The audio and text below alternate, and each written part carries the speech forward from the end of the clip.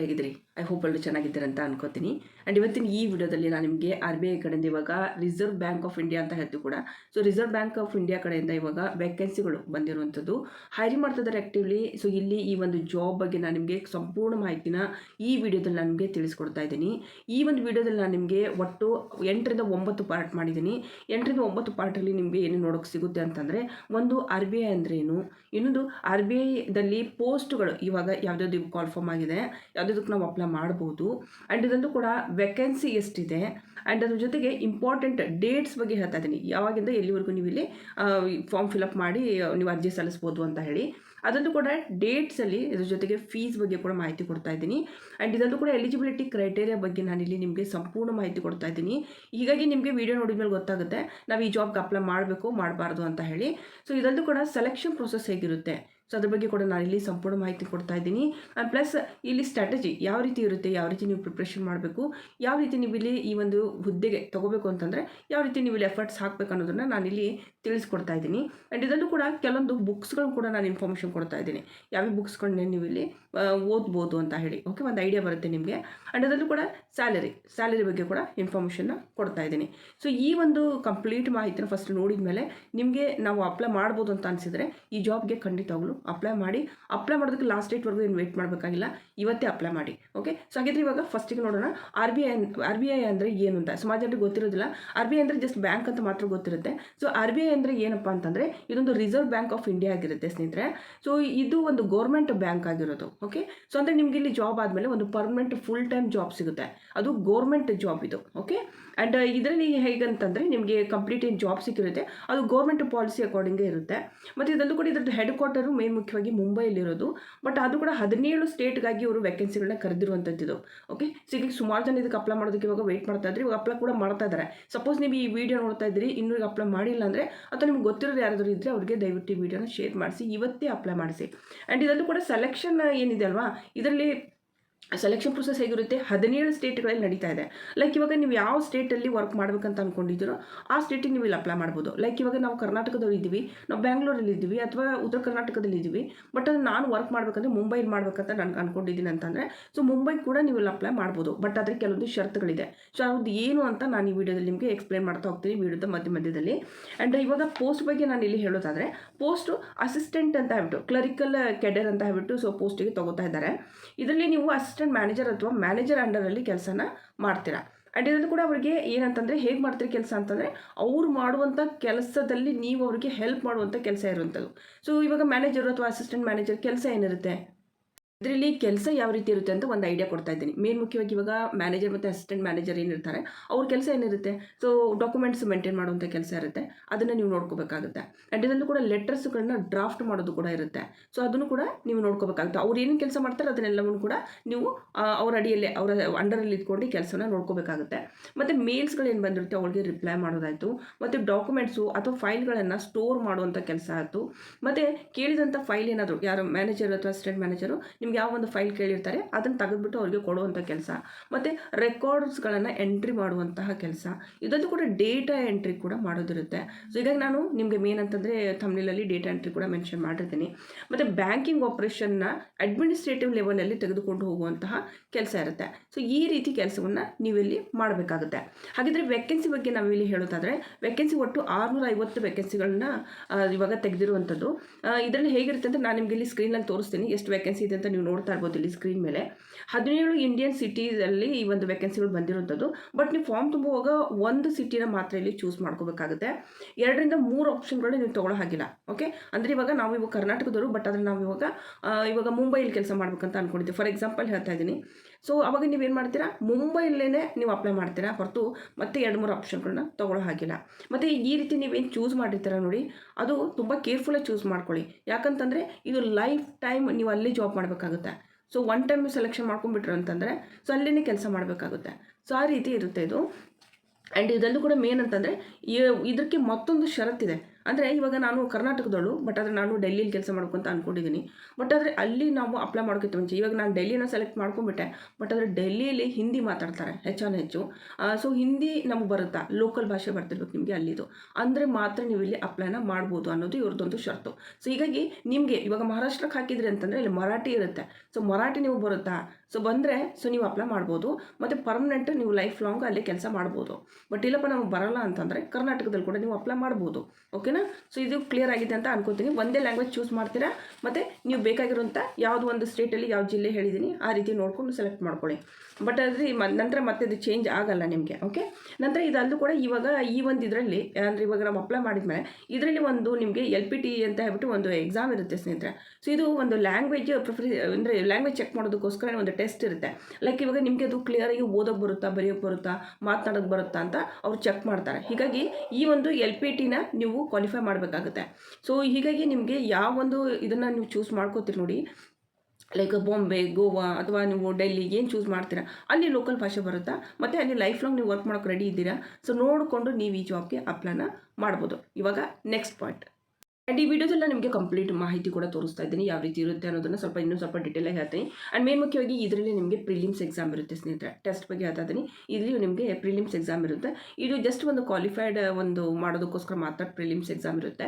Like ಈ ಒಂದು ಎಕ್ಸಾಮಲ್ಲಿ ಹೇಗಿರುತ್ತೆ ಅಂತಂದರೆ ಯಾವುದೇ ರೀತಿ ನಿಮಗೆ ಮೆರಿಟಲ್ಲಿ ಅವ್ರು ತೊಗೊಳೋದಲ್ಲ. ಅಂದರೆ ಇದರಲ್ಲಿ ತೊಗೊಂಡಿರುವಂಥ ಮಾರ್ಕ್ಸ್ ಮುಂದೆ ಇದು ಆ್ಯಡ್ ಆಗಲ್ಲ ನಿಮಗೆ ಸೆಲೆಕ್ಷನ್ದಲ್ಲಿ, ಜಸ್ಟ್ ಕ್ವಾಲಿಫೈ ಮಾರ್ಕ್ಸ್ ಇರುತ್ತೆ. ಸೊ ಇದರಲ್ಲಿ ಸಪೋಸ್ ನೀವು ನಾರ್ಮಲ್ ಇವಾಗ ಜಸ್ಟ್ ಪಾಸ್ ಅಂತ ಆದ್ರಿಂದ ಅಂದ್ಕೊಳ್ಳೋಣ ಪ್ರಿಲಿಮ್ಸು, ಅಥವಾ ನೀವು ಮೆರಿಟ್ ಪಾಸ್ ಆದರೂ ಕೂಡ ಅವರಿಬ್ಬರು ಕೂಡ ಸ್ಟೂಡೆಂಟ್ ಈಕ್ವಲೇ.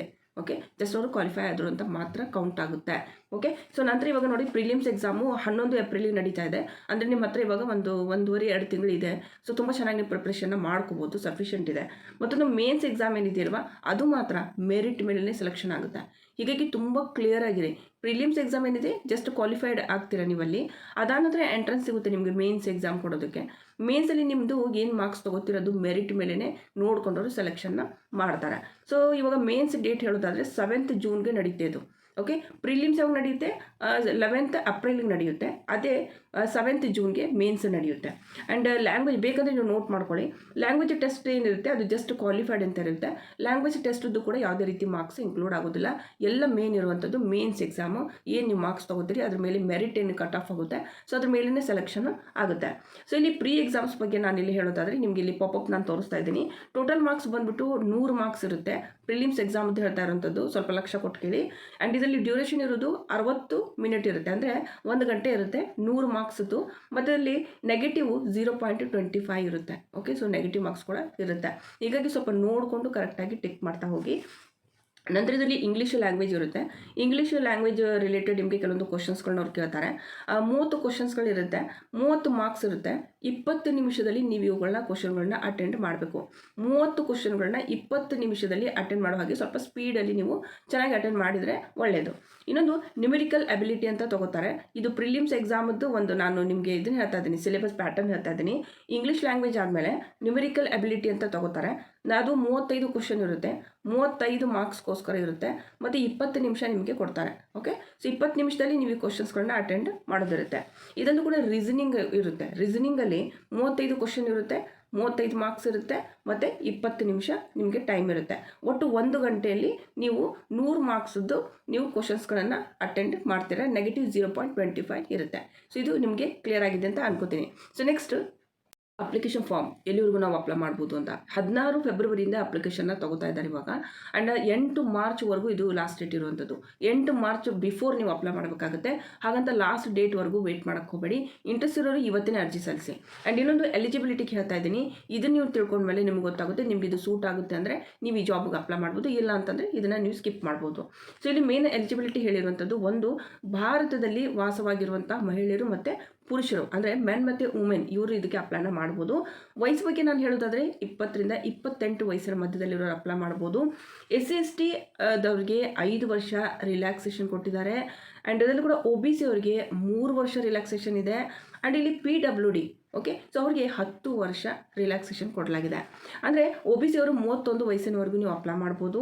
SC/ST ಅವರು 33 ವರ್ಷದವರೆಗೂ ನೀವು ಅಪ್ಲೈನ ಮಾಡ್ಬೋದು. ಜನರಲ್ ಕ್ಯಾಟಗರಿಯವರು 28 ವಯಸ್ಸು ಮಾತ್ರ ನೀವು ನೋಡಿಕೊಂಡು ಅಪ್ಲೈ ಮಾಡಿ.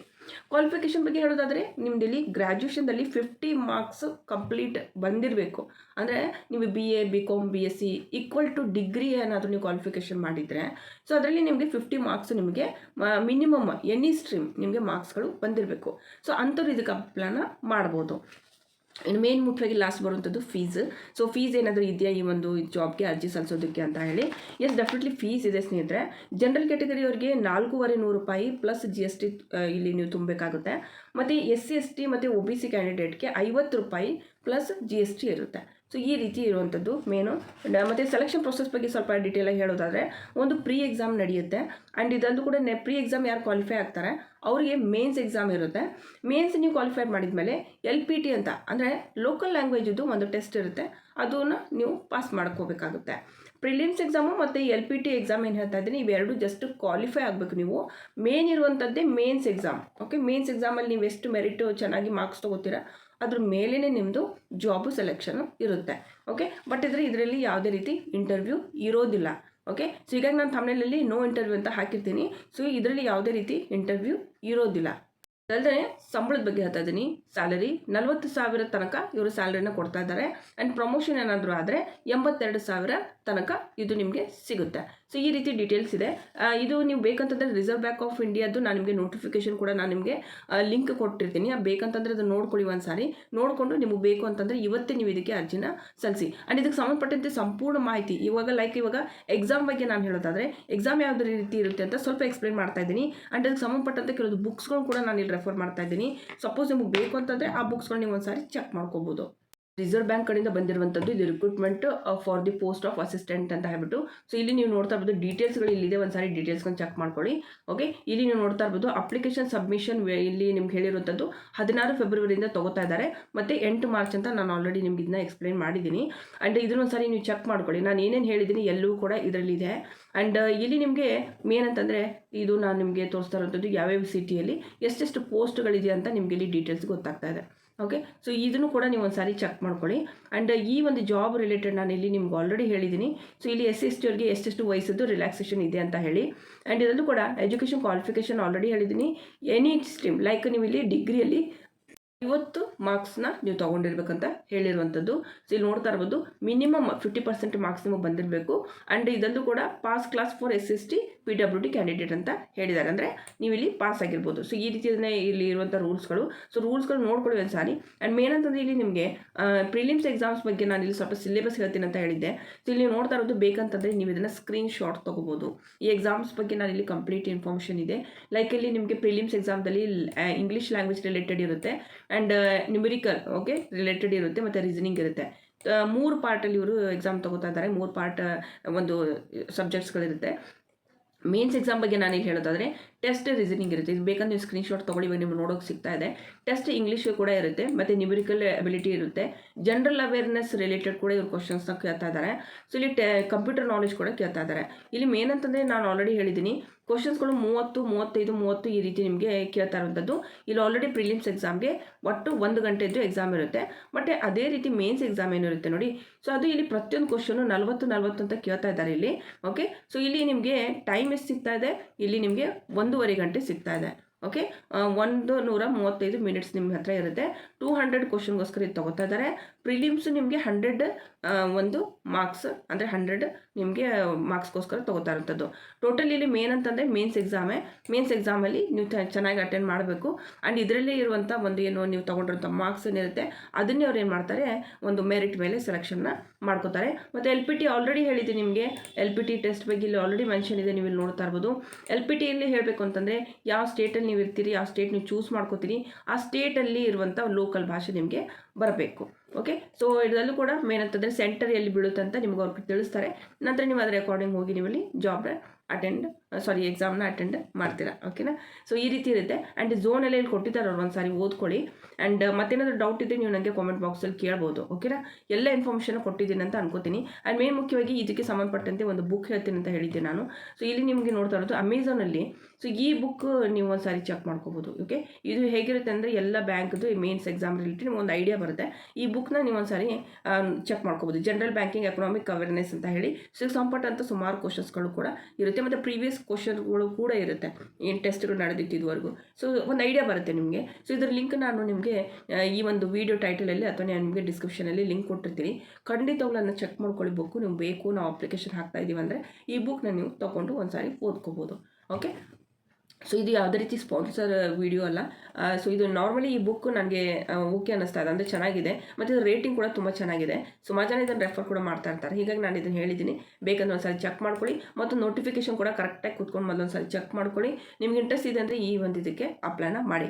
ಮತ್ತು ಇದಕ್ಕೆ ಸಂಪಟ್ಟಂತೆ ಇನ್ನೂ ಏನಾದರೂ ನಿಮ್ಗೆ ಕೇಳೋದಿದ್ದರೆ ನೀವು ನನಗೆ ಇದರಲ್ಲಿ ಕಾಮೆಂಟಲ್ಲಿ ಕೇಳ್ಬೋದು. ಮತ್ತು ಇದರಲ್ಲೂ ಕೂಡ ನಾನು ಕಮ್ಯುನಿಟಿ ಪೋಸ್ಟಲ್ಲಿ ಕೂಡ ಇದ್ರ ಬಗ್ಗೆ ಸಂಬಂಧಪಟ್ಟಂಥ ವೀಡಿಯೋನ ಶೇರ್ ಮಾಡಿರ್ತೀನಿ. ಆ್ಯಂಡ್ ಕೆಲವೊಂದು ಇನ್ಫಾರ್ಮೇಷನ್ ಬೇಕು ಅಂದರೆ ಅಲ್ಲಿ ಕೂಡ ನಾನು ನಿಮಗೆ ಇನ್ಫಾರ್ಮೇಷನ್ನ ನೀಡ್ತೀನಿ. ಓಕೆ, ಸೊ ಇದು ನನ್ನ ಮಾಹಿತಿ. ಐ ಹೋಪ್ ನಿಮ್ಗೆ ಇಷ್ಟ ಆಗಿದೆ ಅಂತ ಅನ್ಕೋತೀನಿ. ಕೊಟ್ಟಿರೋ ಮಾಹಿತಿ ಇಷ್ಟ ಆಗಿದೆ, ನಾವು ಅಪ್ಲೈ ಮಾಡ್ತೀವಿ ಅಂತ ಅನ್ನೋರಿದ್ದರೆ ಖಂಡಿತವಾಗ್ಲೂ ಅಪ್ಲೈ ಮಾಡಿ. ಎಲ್ರಿಗೂ ನನ್ನ ಕಡೆಯಿಂದ ಆಲ್ ದ ಬೆಸ್ಟ್. ಮತ್ತು ಏನೇ ಡೌಟ್ ಇದ್ದರೂ ನೀವು ನನಗೆ ಕಾಮೆಂಟಲ್ಲಿ ಕೇಳ್ಬೋದು. ಮತ್ತು ಯಾವ ರೀತಿ ಜಾಬ್ ಹುಡುಕ್ತಾ ಇದ್ದೀರಾ ನನಗೆ ನೀವು ಕಾಮೆಂಟಲ್ಲಿ ಹೇಳಿದರೆ ನೆಕ್ಸ್ಟ್ ಯಾವ್ದಾದ್ರು ಅಪ್ಡೇಟ್ ಇದ್ದರೆ ಅದ್ರ ಬಗ್ಗೆ ಸಂಬಂಧಪಟ್ಟಂಥ ಮಾಹಿತಿ ಇದ್ದರೆ ಸೊ ಅದ್ರ ಬಗ್ಗೆ ವೀಡಿಯೋನ ಮಾಡಿ ಅಪ್ಲೋಡ್ ಮಾಡ್ತೀನಿ. ಮುಂದೆ ಮತ್ತೆ ನಾನು ಸಿಗ್ತೀನಿ ಸ್ನೇಹಿತರೆ. ನಮಸ್ಕಾರ.